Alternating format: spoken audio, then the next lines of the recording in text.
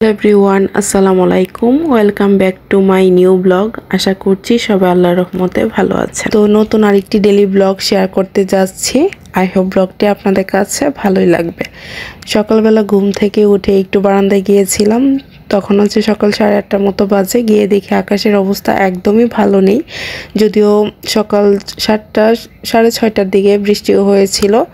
তারপর কিছুক্ষণ থেমে এখন আবার দিন একদম অন্ধকার করে আসতেছে। আর ইদানিং তো এরকমই হচ্ছে, একটু পর পর শুধু বৃষ্টি আসে। তো পাখিগুলোকে আমি একবার বারান্দায় নিয়ে গেছিলাম, পরে ভাবলাম না আবার রুমে নিয়ে আসি, কারণ বৃষ্টিতে ভিজে যাবে ওরা।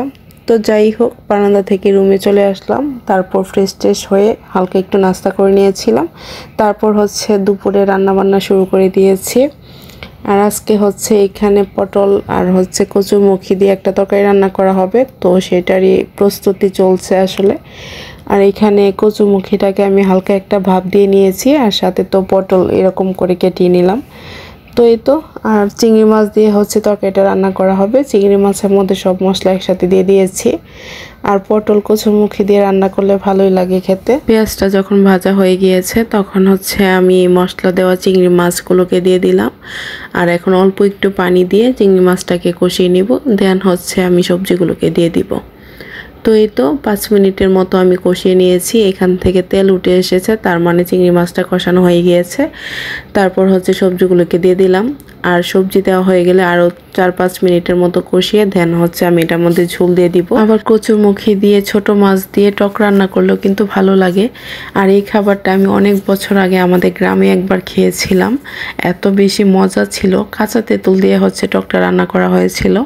তারপর আর কখনো খাওয়া হয়নি, এখনও মনে হচ্ছে আমার মুখে লেগে আছে, এত বেশি টেস্টি ছিল তরকারিটা। আমার শ্বশুরবাড়িতে হচ্ছে কেউ টকের তরকারি খুব একটা লাইক করে না, যার কারণে আসলে রান্না করা হয় না আর কি। তো যাই হোক, আর এখানে হচ্ছে পটল তরকারিতে দেওয়ার পরও 4-5টার মতো পটল রয়ে গিয়েছিল। তো আমি ভাবলাম ওইগুলোকে মশলা দিয়ে মাখিয়ে ভেজে ফেলি, নইলে নষ্ট হয়ে যাবে। ফ্রিজে হচ্ছে পটল খুব বেশি দিন একটা থাকে না, নষ্ট হয়ে যায়। তো যাই হোক, পটলগুলোকে আমি হালকা আঁচে ভেজে নিয়েছি। তারপর হচ্ছে এখানে কয়েকটা পেঁয়াজ কেটে আর হচ্ছে কয়েকটা কাঁচামরিচ মাঝখান দিয়ে চিড়ে দিয়ে দিয়েছি। আর এটাকে হালকা একটু ভেজে নিব। এভাবে পটল ভাজির মধ্যে পেঁয়াজ কাঁচামরিচ দিলে পটল ভাজির স্বাদটা একদম দ্বিগুণ হয়ে যায়, অনেক বেশি মজা হয় খেতে। তো যাই হোক, আমরা দুপুরে খাওয়া দাওয়া করে নিয়েছি।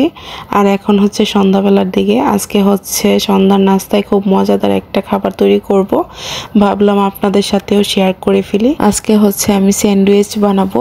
তো স্যান্ডউইচ বানানোর জন্য এখানে চিকেনটাকে আমি সব ধরনের মশলা দিয়ে আগেই ম্যারিনেট করে রেখে দিয়েছিলাম। এখানে হচ্ছে চিকেনের যে বুকের পিসটা থাকে ওইটা নিয়েছি। তো এটাকে একদম ছোট ছোট সাইজ করে কেটে নিয়েছি। আর এখানে আমি সয়া সস, বারবিকিউ সস আর হচ্ছে গোলমরিচ আর অল্প একটু আদা রসুনের পেস্ট দিয়ে মাখিয়ে রেখেছিলাম। তারপর হচ্ছে এটাকে ভেজে নিয়েছি। আর এই পর্যায়ে হচ্ছে আমি সসেজ দিয়ে দিলাম, সসেজটাকেও ভেজে নিচ্ছি।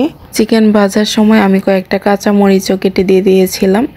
তো এখন হচ্ছে সব কিছু একসাথে করে ভালোভাবে ভেজে নিয়েছি।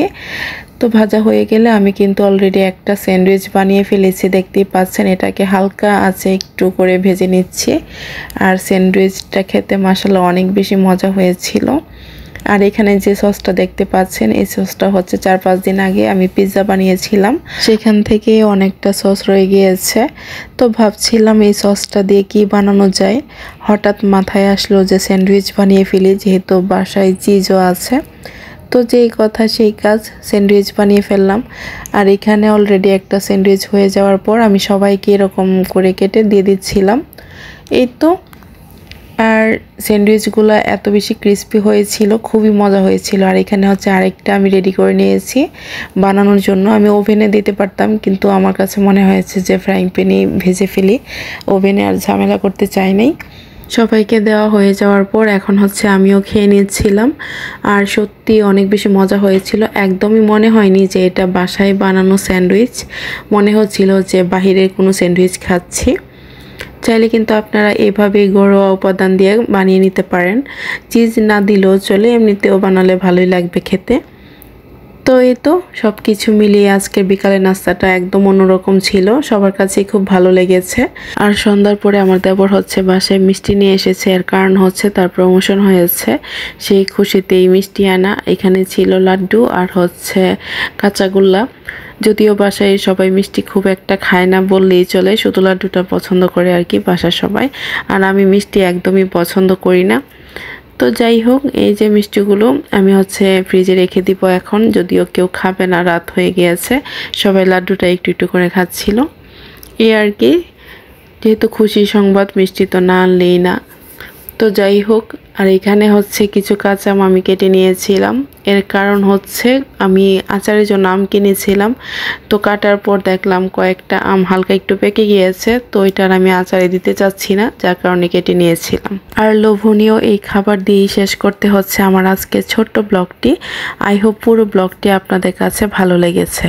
আজকের মতো তাহলে এইখানে বিদায় নিচ্ছি। সবাই ভালো থাকবেন, সুস্থ থাকবেন। আল্লাহ হাফেজ, আসসালামু আলাইকুম।